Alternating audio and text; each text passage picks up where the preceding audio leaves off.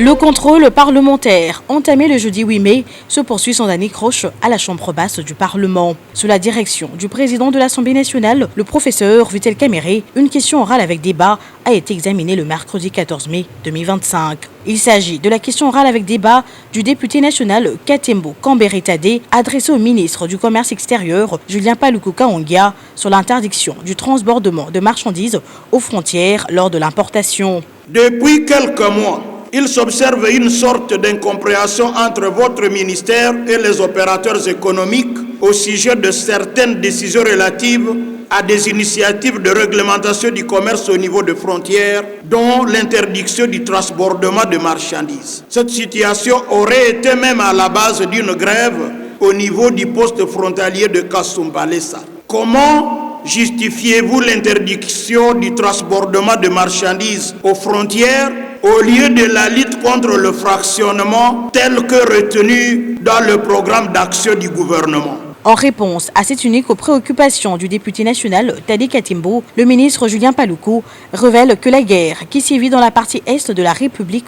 démocratique du Congo cristallise également une guerre économique visible à travers un transbordement non encadré et un fractionnement devenu la règle. Si la République démocratique du Congo est victime d'une agression connue, avérée, qui traduit un pan entier de la guerre économique, les pratiques du transbordement non encadré par la douane et surtout du fractionnement des marchandises dans les pays de transit constituent une autre forme de guerre économique qui tue à petit feu l'économie congolaise. Cela empêche aux générations futures de tirer un jour profit des politiques publiques initiées et mises en œuvre par le gouvernement aujourd'hui. Il est évident que les efforts en cours pour améliorer l'environnement du commerce extérieur de notre pays restent une œuvre qui nécessite l'implication de toutes les institutions de la République, y compris celle des logistes Assemblée nationale. Sinon, la fraude est systémique,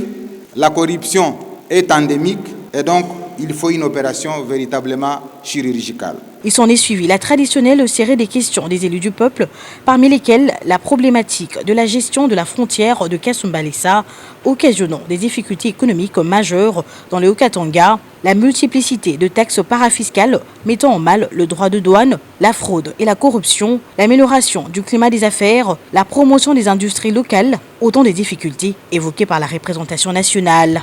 Je vais demander au ministre aussi d'améliorer le système congolais. Vous savez que vous ne pouvez pas importer la marchandise au-delà de 10 000 $. 2 500 $, vous devez faire une licence. Je crois qu'on peut innover pour amener ça à 10 000 $, l'importation sans licence. Nous sommes témoins de la disparité qu'occasionne cette transbordement. Dans les réponses du ministre, c'est qu'il manque de mesures coercitives. Quelles mesures concrètes ont été mises en place pour garantir que cette interdiction ne ralentisse pas le flux des marchandises et n'entraîne pas une augmentation des coûts pour les importateurs et par conséquent pour les consommateurs finaux? Comment votre ministère prévoit-il de soutenir les femmes commerçantes qui pourraient être affectées par ces nouvelles mesures? Dans ces éléments de réponse, Julien Paluku a fait savoir que le gouvernement congolais n'a jamais interdit le transbordement, qui est d'ailleurs régi par l'article 182 du Code de douane,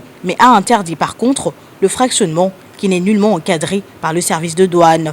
Toutefois, le ministre questionné a promis qu'en plus de ces réponses, d'autres éclaircissements par écrit seront envoyés aux élus nationaux afin de s'assurer que toutes les préoccupations ont été vidées. Dans sa conclusion, l'auteur de la question orale avec débat, qui félicite le ministre pour sa clarté, dit rester tout de même sur sa faim en ce qui concerne les raisons de cette pratique de fractionnement. Le député national Tade Katembo a fait 5 recommandations aux responsables du commerce extérieur. Parmi elles, l'action de sensibilisation, vulgarisation et information des opérateurs économiques et de petits commerçants transfrontaliers sur les lois et réglementations dans ce secteur, l'étude scientifique sur les vraies raisons qui poussent au fractionnement, l'assainissement de services opérant au niveau des frontières en appliquant la pratique du guichet unique intégré virtuel au Parlement et à l'exécutif national de proposer une loi modifiant et complétant la loi sur le code de commerce ainsi que la révisitation de la nomenclature des impôts, taxes et redevances.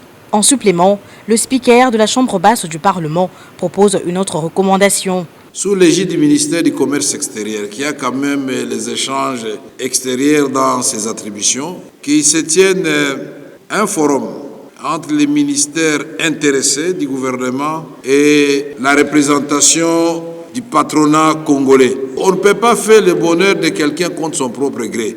Concernant les autres questions orales avec débat initialement prévues pour cette séance plénière, un report a été sollicité pour 2 d'entre elles. Celle sur le prix d'achat du permis de conduire en RDC, en examen à la commission aménagement depuis le 10 avril, ne pourra être évoquée que si son auteur n'est pas satisfait du rapport de la dite commission qui sera présenté sous peu à la plénière.